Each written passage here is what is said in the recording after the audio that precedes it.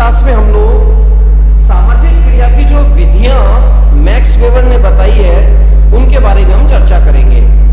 प्यारे विद्यार्थियों, 4 प्रकार की जो सामाजिक क्रिया का प्रारूप मैक्स वेबर ने बताया था, उसमें प्रथम था तर्क के आधार पर तार्किक क्रिया, परंपरागत क्रिया द्वितीय, तीसरा था भावनात्मक क्रिया और चतुर्थ था मूल्यांकनात्मक क्रिया। अब इन क्रियाओं को समझने के लिए मैक्स वेबर ने कुछ विशिष्ट प्रकार की विधियों की परिकल्पना की है। सबसे पहले इन्होंने इन विधियों को 2 भागों में बांटा, रेशनल बौद्धिक विधि, दूसरा इमोशनल भावात्मक विधि। बौद्धिक विधि को भी इन्होंने 2 भागों में बांटा है, तर्क पर आश्रित लॉजिकल मेथड, गणित आश्रित मैथमेटिकल मेथड, और इसी प्रकार भावात्मक विधि को डायरेक्ट ऑब्जर्वेशन प्रत्यक्ष अवलोकन के माध्यम से और व्याख्यात्मक विधि के रूप में समझाया है। अब सबसे पहले हम बौद्धिक विधि के बारे में चर्चा करेंगे। बौद्धिक विधि एक ऐसी विधि है, इस विधि के अंतर्गत विवेक और बुद्धि का प्रयोग किया जाता है। समाज में कोई भी घटना घटित हुई, अब उस घटना के घटित होने पर एक अध्ययनकर्ता को अपनी बुद्धि का तटस्थ होकर प्रयोग करना चाहिए। इस बुद्धि के माध्यम से वो अपने विवेक के द्वारा घटना का कार्य कारण संबंध जानने का प्रयास करता है। वो ये देखने की कोशिश करता है कि घटित होने वाली घटना के पीछे किस प्रकार का कारण रहा होगा। उदाहरण के लिए, अगर किसी देश में आर्थिक मंदी छा रही है और इसका जवाब यदि मैक्स वेबर से बौद्धिक आधार पर पूछा जाए तो इस विधि के रूप में वो कहेगा कि भाई मंदी का कारण या तो उत्पादन में कमी रही होगी या मांग पूर्ति के संतुलन में गड़बड़ हुई होगी। अर्थात दूसरे संदर्भ में हम ये देख सकते हैं कि आम उपभोक्ता और उत्पादकता के बीच जो संबंध होता है वो गड़बड़ हो गया है, या फिर युद्ध, महामारी, अतिवृष्टि, अनावृष्टि, भूकंप, बाढ़ जैसी स्थितियां बन गई होंगी जिनकी वजह से देश की अर्थव्यवस्था में मंदी का दौर आया है। इसको विवेक के आधार पर बौद्धिक प्रयोगों के माध्यम से एक सम्यक दृष्टिकोण अपनाते हुए मैक्स वेबर घटनाओं का अध्ययन करने पर बल देता है। अब इसको भी इन्होंने 2 भागों में बांटा। एक होती है लॉजिकल, जिसके पीछे तर्क है। सबसे पहले हम तर्क के बारे में बात करें। एक विद्यार्थी कक्षा 12 के अंदर साइंस बायोलॉजी लेता है। वो जीव विज्ञान, भौतिक विज्ञान और रसायन विज्ञान की पढ़ाई करता है। अब उसका लॉजिक क्या है इसके पीछे? इसके पीछे लॉजिक है, वो निश्चित तौर पर चिकित्सा विज्ञान की पढ़ाई करना चाहता है। अब यदि हम कहें कि भैया तुमने बायोलॉजी लिया है, जीव विज्ञान पढ़ रहे हो, अब तुम्हें कला के क्षेत्र के अंदर कोई विशिष्ट कार्य करना है, तो ये तार्किक बात नहीं हुई। तो घटना के अंदर हम क्या देखा कि वो विद्यार्थी जीव विज्ञान विषय लेकर यदि पढ़ाई कर रहा है तो उसने अपना एक तर्क विकसित कर लिया है कि उस तर्क के माध्यम से वो व्यक्ति, वो बालक अब भविष्य में चिकित्सा विज्ञान की एंट्रेंस टेस्ट में बैठकर एक अच्छा चिकित्सक बनना चाहता है। यहाँ पर यदि वो अभियांत्रिकी में जाना चाहे और उसने गणित की पढ़ाई नहीं की तो ये नॉन लॉजिकल इशू होगा। तो इस आधार पर हम तर्क की दृष्टि से किसी भी घटना का विवेचन कर सकते हैं। अब बात आती है गणिताश्रित यानी मैथमेटिकल मेथड। सीधी सी बात है, 2 और 2 हमेशा 4 ही होंगे।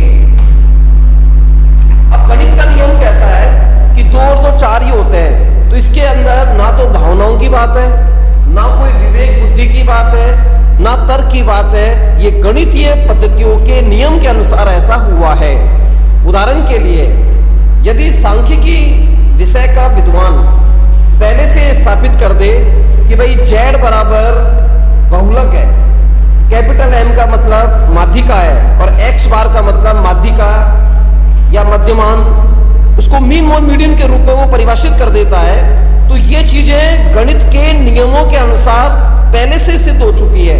पहले से उसके पीछे एक विशिष्ट प्रकार की बौद्धिकता हमने डाल दी है। तो कुछ चीजें ऐसी होती है जो हमेशा समान परिणाम देती है गणित के नियमों की तरह। फॉर एग्जाम्पल, सूर्य पूर्व दिशा में उगेगा और पश्चिम में ही अस्त होगा। ये यूनिवर्सल ट्रूथ है। इसको हम गणिताश्रित अनुभव कह सकते हैं, बौद्धिक विधि कह सकते हैं। क्योंकि अगर कोई व्यक्ति हमें कहे कि आज तो उसने उत्तर दिशा में सूर्य को उगते हुए देखा है, तो क्या आप विश्वास करेंगे?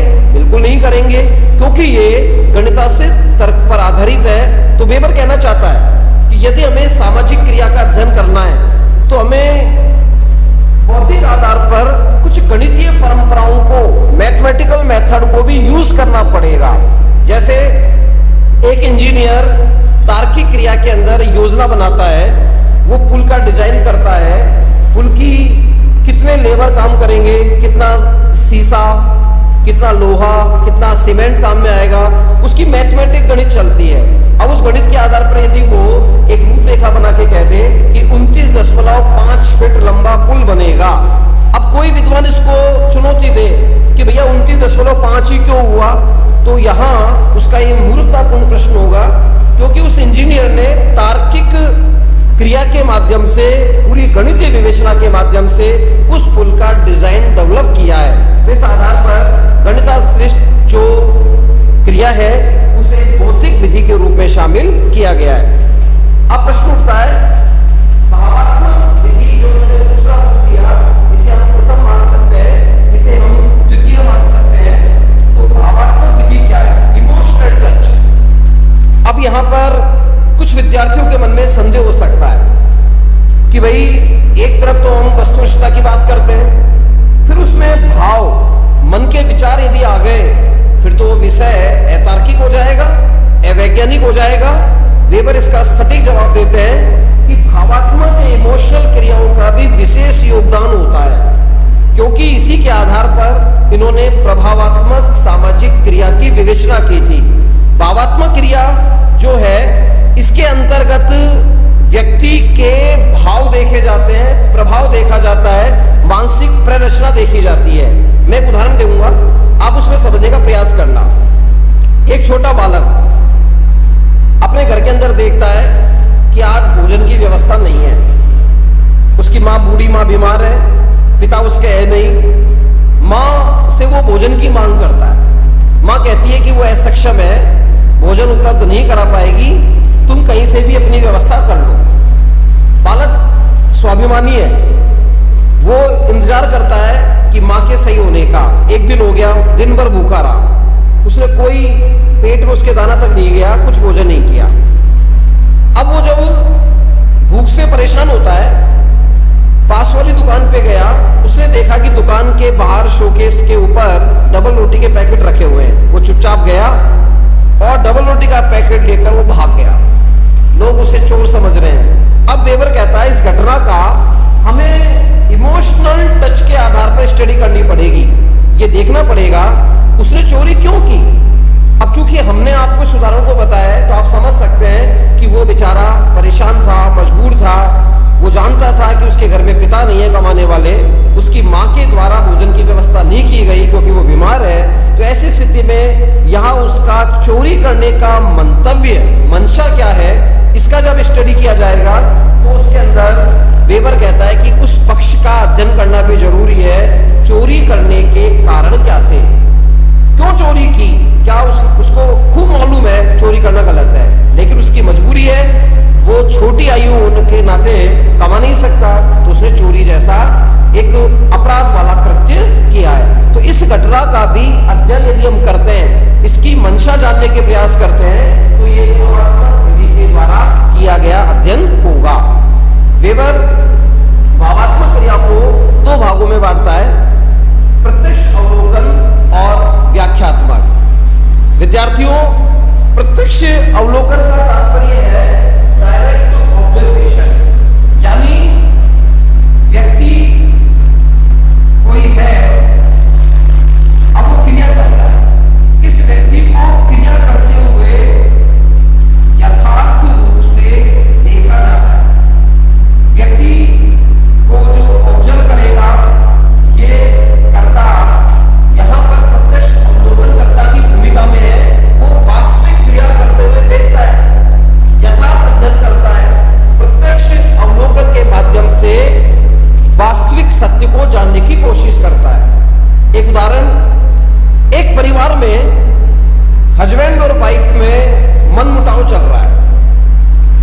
एक अध्ययनकर्ता न्यायिक पुनरावलोकन की अवधि में उनके व्यवहारों पर अध्ययन करता है, तो उसने देखा उनके बीच में छोटी छोटी बातों के लिए इश्यूज बन जाते हैं। सब्जी में नमक कम है, ज्यादा है, ये विवाद का बिंदु बन जाता है।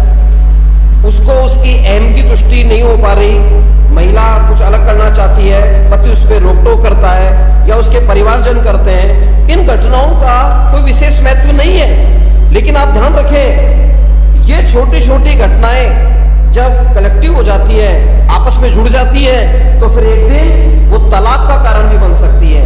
तो प्रत्यक्ष अवलोकन के आधार पर जब हम अध्ययन करेंगे और हमें पता लगा कि उनके मध्य तलाक हो गया, फिर एक समाजशास्त्री अध्ययन में इस इमोशनल टच के आधार पर जब अध्ययन किया जाएगा, तो समाजशास्त्री कार्य कारण बताएगा कि भाई इनमें छोटी छोटी बातों के लिए मनमुटाव था।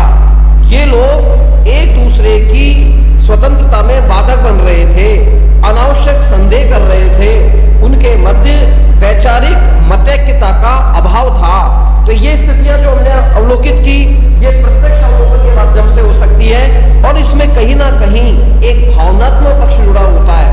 अब इस विधि का प्रयोग करके हम मूल्यांकनात्मक और परंपरागत सामाजिक क्रिया का अध्ययन कर सकते हैं। मूल्यांकनात्मक सामाजिक क्रिया के अंतर्गत हम किसी मूल्य को लेकर जब समाज में घटित होने वाली घटनाओं को देखते हैं, तो मूल्य के आधार पर हम व्याख्या कर सकते हैं कि भाई इसके पीछे कारण क्या रहे होंगे।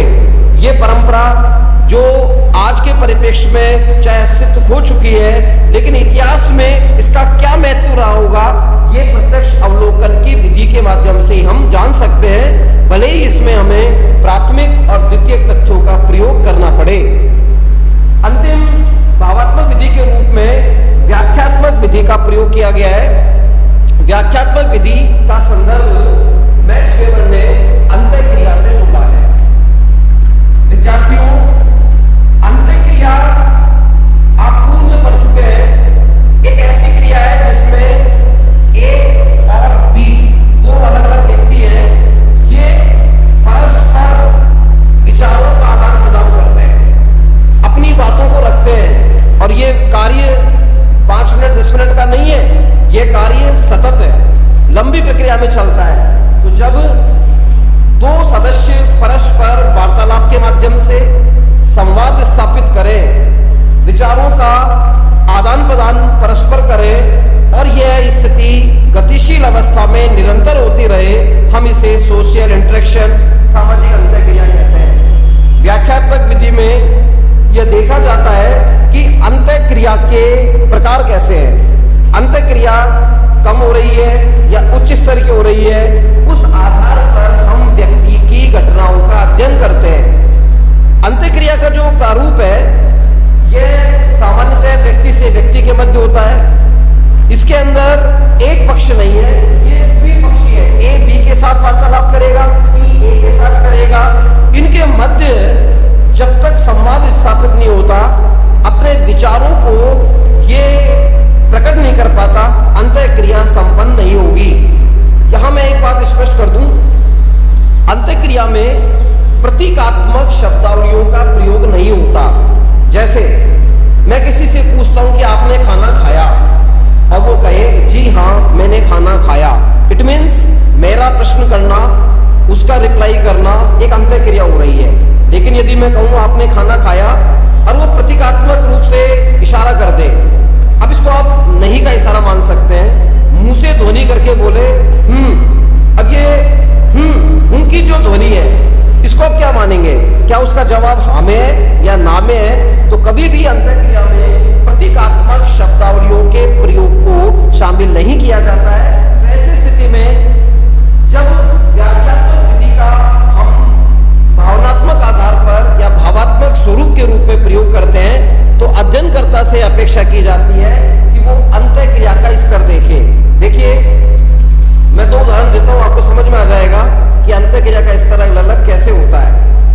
एक मदारी खेल दिखा रहा है, वहां भीड़ इकट्ठी हुई है, शारीरिक संपर्क भी है, लोग टच करके खड़े हैं, मदारी का खेल देखने में रुचि भी है, लेकिन उसको हम समुदाय नहीं कह सकते क्योंकि भीड़ है, स्थिर है। तो वहां अंतःक्रिया कम स्तर की है, जबकि समुदाय में उच्च स्तर की अंतःक्रिया होती है। तभी तो हम कहते हैं विशिष्ट नाम, निश्चित भौगोलिक क्षेत्र और उच्च स्तर की जब अंतःक्रिया होती है तो सामाजिक समुदाय का निर्माण होता है। तो ऐसी स्थिति में समुदाय के निर्माण के पीछे जो अंतःक्रिया की प्रक्रिया काम कर रही है, उनके आधार पर जब हम परंपरागत क्रिया का, तार्किक क्रिया का, मूल्यांकनात्मक क्रिया का प्रयोग करते हैं, उनके बारे में अध्ययन करते हैं, तो एक व्यक्तिगत रूप में, एक विस्तृत रूप में समाज शास्त्रीय अध्ययन की रूपरेखा बनती है। यहाँ मैक्स वेबर की जो सामाजिक क्रिया की विधियां हैं, इस प्रकार वर्णित की गई है। इस सिद्धांत की आलोचना की यदि हम बात करें, सामाजिक क्रिया के सिद्धांत की, तो इसका कोई विशिष्ट उल्लेख नहीं है, लेकिन कुछ विद्वानों ने इसको आलोचनात्मक रूप में देखा है। रेमंड एरन ऐसे विद्वान थे जिन्होंने केवल एक आधार पर इसकी आलोचना की। वो कहते हैं कि भाई जब सामाजिक क्रिया में आप प्रभाव की बात कर रहे हैं, तो प्रभाव और भावना मनोविज्ञान की विषय वस्तु है, उसको समाजशास्त्र में शामिल कैसे किया जा सकता है, इसकी कोई विशद व्याख्या मैक्स वेबर ने नहीं की। इस आधार पर इसकी आलोचना होती है। दूसरी आलोचना अगर हम पार्सन्स के संदर्भ में देखें, तो मैक्स वेबर ने जो मूल्यांकनात्मक सामाजिक क्रिया बताई, उसमें 3 मूल्य स्थापित किए: कला, धर्म और नैतिकता। अब उनका प्रश्न है वेबर के लिए सीधा सीधा कि भाई बताइए, क्या धर्म, कला, नैतिकता के अलावा कोई मूल्य होता ही नहीं है क्या? अगर कोई व्यक्ति कहे कि मैं आदर्श परिस्थितियों में समाज का जिम्मेदार नागरिक हूं, अपने कर्तव्य पालना कर रहा हूं, तो कर्तव्य पालना भी तो एक मूल्य है। अब आप उसको नैतिकता में नहीं डाल सकते, वो अलग अलग समाज के अकॉर्डिंग अलग अलग होता है। तो इस आधार पर पार्सन्स इसकी आलोचना करते हैं कि इन्होंने मूल्य को सही प्रकार से स्पष्ट नहीं किया। एक अन्य आलोचना के संदर्भ में जिमरमैन नाम के विद्वान कहते हैं कि मैक्स वेबर ने जो सामाजिक क्रिया के 4 प्रकार बताए हैं, वो खुद ही अपने जाल में फंस गए। वो स्पष्ट नहीं कर पाए कि किसी भी घटना को अर्थपूर्ण ढंग से सामाजिक क्रिया में कैसे बदला जा सकता है। इस आधार पर इनकी आलोचना की गई है। लेकिन मैं यह स्पष्ट करना चाहूंगा, अनेक किंवदंतियां, आलोचना, व्यंग होने के बाद भी मैक्स वेबर के सामाजिक क्रिया के सिद्धांत को नकारा नहीं जा सकता है। उन्होंने समाज शास्त्रीय विशाल भवन में भले ही छोटा सा योगदान दिया हो, लेकिन सामाजिक क्रिया का सिद्धांत आज लोकप्रिय सिद्धांत के रूप में मान्यता प्राप्त है। इसका मूल्य, बौद्धिक तर्क, परंपरा और भावनात्मक जो आधार है, इनको हम बौद्धिक विधि और भावात्मक विधि के द्वारा समय समय पर अध्ययन कर सकते हैं। एक शोधार्थी के लिए एक नवीन चुनौती का सामना वो करता है, क्योंकि आधुनिक समाजशास्त्री जब अनुसंधान कार्य करते हैं तो बिना मैक्स वेबर को पढ़े वो अपना अनुसंधान कार्य तार्किक आधार पर, व्याख्यात्मक आधार पर पूरा नहीं कर सकता है। इस संदर्भ में यह सिद्धांत एक लोकप्रिय बौद्धिक तार्किक सिद्धांत के रूप में मान्यता प्राप्त है। आज का मेरा ये व्याख्यान मैक्स वेबर का बे पार्ट 3 में संपन्न हो रहा है। अगले व्याख्यान में मैं एक नए बिंदु के साथ आपके सामने प्रस्तुत होऊंगा। मेरा पुनः विनम्र निवेदन है, आप इन वीडियोस को देखते रहें। कोई त्रुटि, कोई आपके मन में प्रश्न, कोई संदेह हो तो आप कमेंट बॉक्स में डालिए, जिससे हम अगले वीडियो में उनको समाहित करते